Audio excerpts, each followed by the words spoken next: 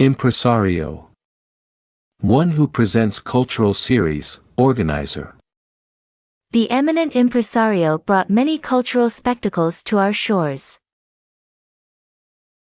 Extortion. Getting money by threats. When the business manager was accused of extortion, his colleagues sought to oust him from the firm. Adverse. Unfavorable, harmful. It was excruciatingly painful for the actors to read the adverse reviews that their performances had received. Asset.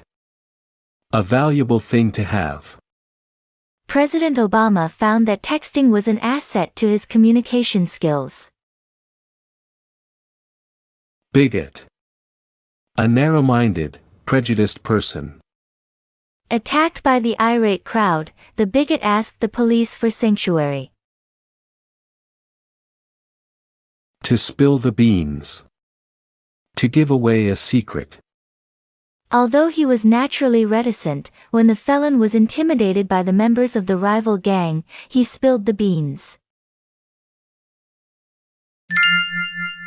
Just spell the name correctly.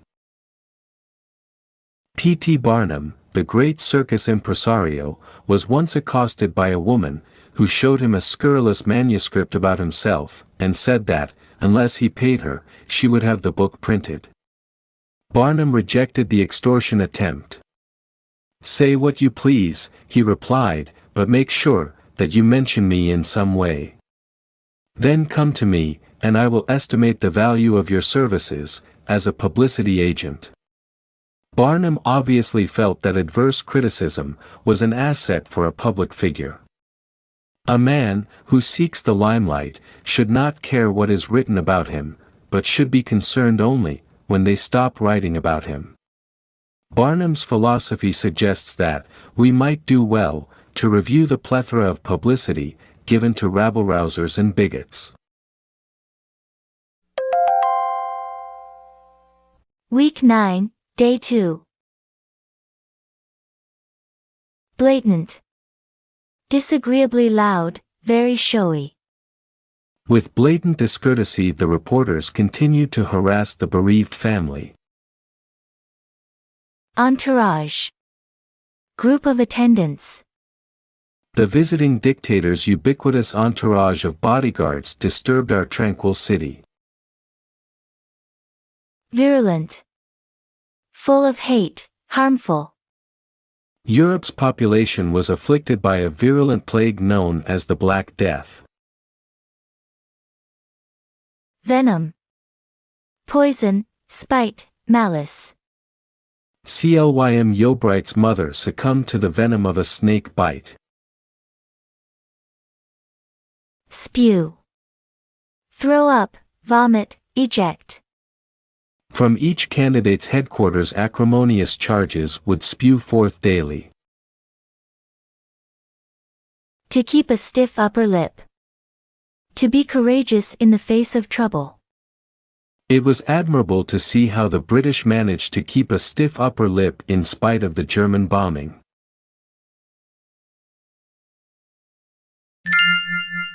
Bigots get publicity. Today, the blatant bigot, the leader of a lunatic fringe, and the hate-monger, each with his tiny entourage, find it relatively easy to attract publicity. Newspapers give space to the virulent activities of those agitators on the grounds that they are newsworthy. TV producers and radio executives, seeking for sensationalism, often extend a welcome to such controversial characters. "Yes," said the host of one such program, "we invite bigots, but it is only for the purpose of making them look ridiculous, by displaying their inane policies to the public."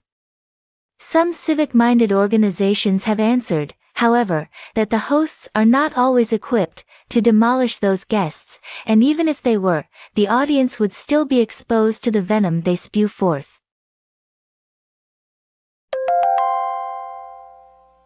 Week 9, Day 3. Loath. Unwilling, reluctant. Since we felt that the ruling was arbitrary, we were loath to obey it. Solicit. To beg, seek earnestly. Daily the volunteers went out to solicit funds for the indigent families. Astute. Keen, shrewd. My neighbor was astute enough to discern the adverse features of the mortgage. Advocate. To be in favor of, to support. The general was sure to advocate that we give the enemy no respite from the bombings. Ineffectual. Not effective. The play was so blatantly bad that the impresario fired its ineffectual director. To have cold feet. To hesitate because of fear or uncertainty. My cousin was all set to join the paratroops, but at the last moment he got cold feet. Coping with bigots.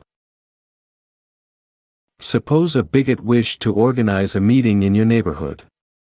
Since we cherish freedom of speech, we are loath to deny the request, even if he preaches hatred. As a result, hate-mongers are given the opportunity to rent halls, conduct meetings, publish abusive literature, and solicit contributions. What can be done about them? One astute observer, Professor S. Emil Feinberg, advocates the quarantine method.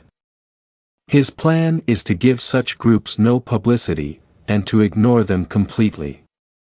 Without the warmth of the spotlight, he feels that the bigot will freeze and become ineffectual. Debating with such warped minds is not feasible and only tends to exacerbate the situation.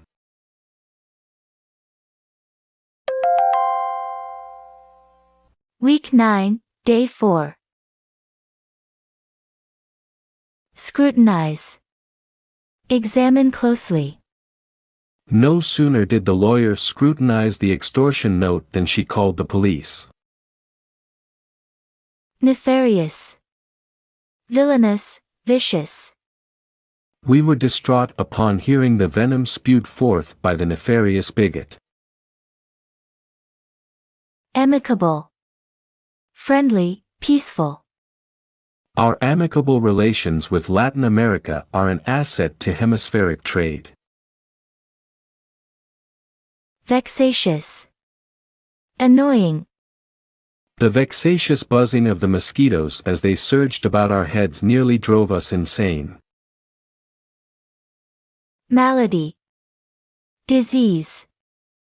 Once the virulent malady had run its course, my temperature dropped.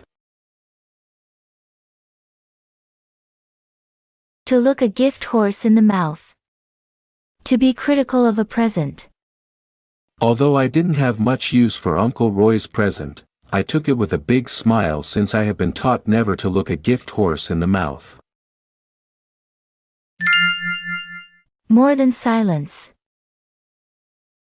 The quarantine method for handling bigots implies more than giving them the silent treatment.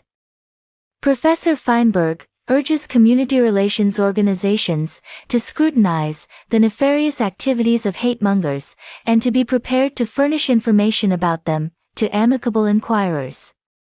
When a rabble-rouser is coming, those organizations should privately expose him to opinion molders.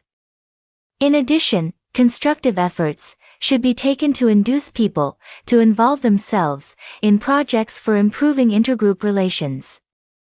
Bigger than the vexatious immediate problem is the need to find out the cause for such bigotry and to counteract this sinister malady that afflicts a segment of our society.